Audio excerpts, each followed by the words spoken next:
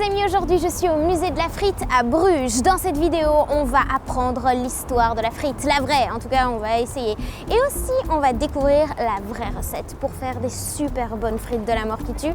Et puis comme j'ai le sens du sacrifice, je goûterai pour vous. Allez, c'est parti. Le cornet de frites qui mesure quand même 2,62 m. Vous savez qu'il y a même des frites qu'on a envoyées dans l'espace. Pourquoi on appelle ça des French fries?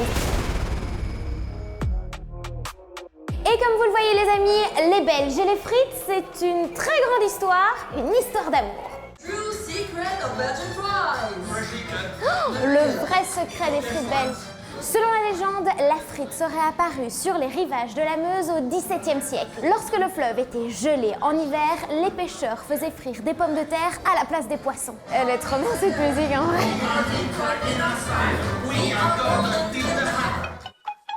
Pour d'autres, les origines des frites seraient parisiennes. Des marchands auraient vendu des pommes de terre frites sur le Pont-Neuf dans le 18e. À cette époque, les gens ne mangeaient pas chez eux, mais grignotaient des petites choses achetées aux marchands. Et parmi ces petites choses, il y avait des pommes de terre découpées qu'on baignait dans l'huile, dans un réchaud et qu'ensuite on mettait dans un petit sachet. Et ça faisait un paquet de frites. Mais à ce moment-là, ce sont des pommes de terre découpées en rondelles et passées dans la graisse. Il faut attendre 150 ans pour qu'un célèbre forain, Monsieur Fritz, et non, ce n'est pas une blague, il s'appelait vraiment comme ça, ramène en Belgique les frites comme on les connaît en bâtonnet. Il passe de foire en foire avec ce qu'on peut appeler le premier frite-cut de Belgique. Et ce qui contribue aussi au succès de nos délicieuses frites, c'est le cornet de frites qui a été inventé au XXe siècle. Alors, les Belges s'étaient lancé un défi fou, faire le plus grand cornet de frites avec des vraies frites à l'intérieur. En 2001, on avait celui-ci qui mesure quand même 2,62 m. Et vous savez quoi? On a été battus par les Français en 2013. 7 mètres leur cornet de frites. Bon, j'avoue, c'est pas mal. Et après le plus grand cornet, on a les plus petites frites du monde. Elles mesurent 5 mm de long et 1 mm d'épaisseur. C'est minuscule et elles sont faites avec de vraies pommes de terre. Je vous présente le patator, qui est un lance-patate. Ça n'a aucun intérêt, mais c'est vachement cool. Il peut envoyer une patate à 100 mètres. J'ai trouvé une utilité au patator, en fait.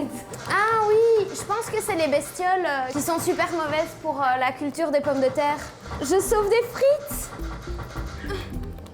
Vous savez qu'il y a même des frites qu'on a envoyées dans l'espace? Ouais, c'était ce paquet-là. Pendant 2 heures, il est monté à une trentaine de kilomètres et puis après, il est retombé. Et on l'a offert au musée. Ça donne pas très envie, moi je trouve ce paquet de frites. Alors pourquoi on appelle ça des French fries dans le monde entier? Eh bien parce que pendant la Première Guerre mondiale, quand les soldats américains sont venus ici en Europe, les Belges francophones leur ont passé des frites. Et pour eux, les Belges francophones et les Français, ils parlaient français, donc c'était pareil. Et ils ont appelé ça des French fries, pensant que nos frites étaient françaises, alors que non. Voilà.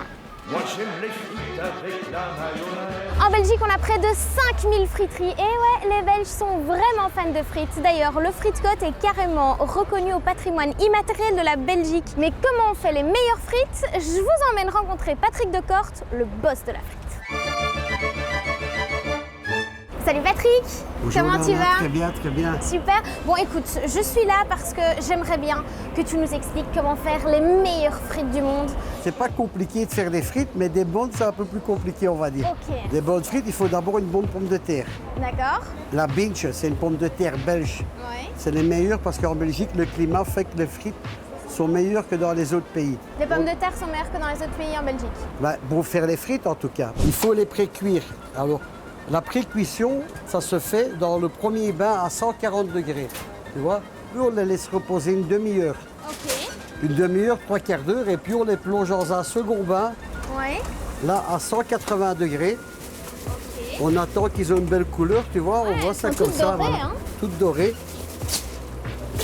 Et puis on les met là et on va les servir aux clients. Ah d'accord. Et comment ça se fait qu'on doit les cuire 2 fois? Et c'est ça le secret, en fait.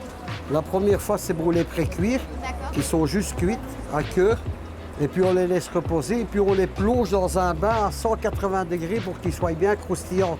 Super, mademoiselle. Ah, ça c'est le meilleur moment. Et toi, t'en as pas marre de manger des frites? Non, les frites, on peut en manger toute sa vie.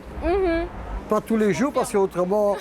Mais Faut faire beaucoup de sport pour tout ce qui est compenser bon, alors. voilà, tout à fait. T'en veux une? Bien sûr. Ouh, elles sont bonnes. Très bonne. En tout cas, moi j'ai bien fait de venir. Et vous, la sauce, c'est laquelle votre préférée?